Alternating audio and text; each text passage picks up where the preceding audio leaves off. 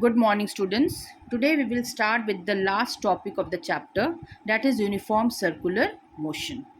Now, till now, you all have studied that when the velocity of an object changes, we say that the object is accelerating. Now, this change in the velocity can be either due to the change in its magnitude or change in the direction of motion or both. Okay. Now, can you think of an example when the object does not change its magnitude or of velocity, but only its direction of motion? Now, let us take an example. Suppose that an athlete is running along a closed rectangular path. Now, what happens when he is running on a closed rectangular path with sides A, B, B, C, C, D, and D, A? He is changing. How many times he is changing his direction? He is changing his direction 4 times, isn't it? Because he is changing his direction at the corners of the rectangular path. So he is changing his direction 4 times.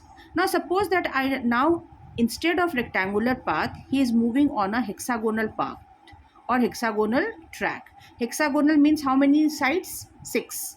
So in this case, how many times will he change his direction? If he is moving with this, he is running with the same speed, he will change his direction 6 times. Okay. Now suppose I increase the number of directions to octagonal shaped track. Means there are 8 sides. Now if the athlete is allowed to run on this octagonal track, how many times will he change his direction? He will change his direction 8 times. And what do you find? That as we go on increasing the number of sides of the track, the athlete has to take more and more turns, and more often, or we can say more quickly, he has to change his direction. Okay. Now suppose that if we go on increasing this number of sides, okay, to indefinitely, then what will happen? You will find that if you go on increasing, you will find that the shape of the track approaches to the shape of a circle. Okay. What do you find? That if you go on increasing the number of sides indefinitely, you will find that the shape of this track will take the shape of a circle. Okay. And length of each side will decrease to a point.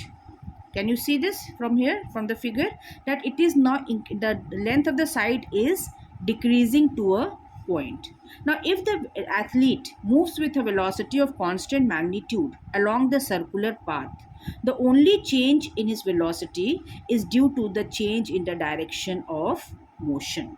Okay. So the motion of the athlete moving along a circular path is an example of accelerated motion, because his velocity is changing at every point. And we know that when the velocity of an object changes, we say that the object is accelerating. Okay. This is circular motion. So let us study what is circular motion. So what is a uniform circular motion? When an object moves in a circular path with uniform speed, its motion is called uniform circular motion. For example, the motion of moon around the earth, the motion of planets around the sun. These are all uniform circular motion. Okay. Now direction of motion of a body moving in a circular path at any instant is along a tangent to the position of the body on the circular path at that instant of time. Now what is tangent? Tangent at a point on a circular path is a straight line, okay, touching the path at that point. This is called the tangent. This is the tangent. This is the tangent.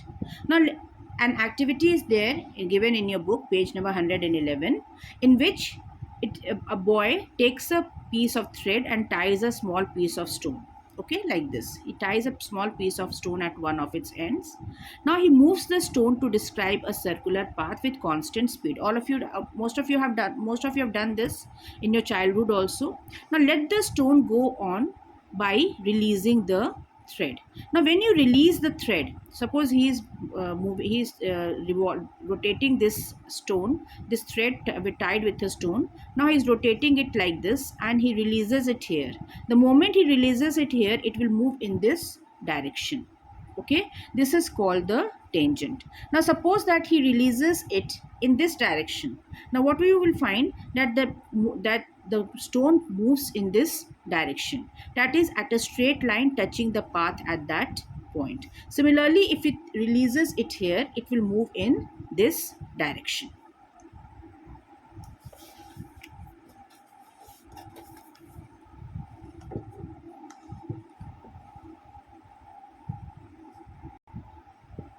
So what is the direction of motion of a body moving in a circular path at any instant is along a tangent to the position of the body on the circular path at that instant of time.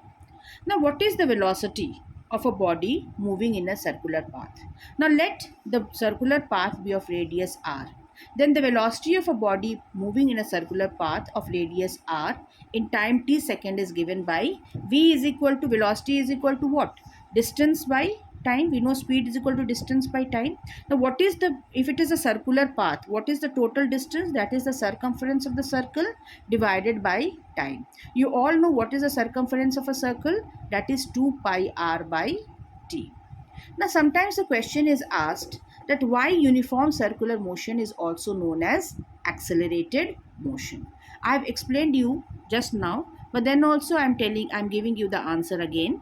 Because what happens when a body moves in a circular path with constant speed, its direction of motion changes continuously at every point, because I told you that when the shape of the track changes to a circle, there is the size of the sides becomes point sized, so its direction of motion is changing continuously at every point.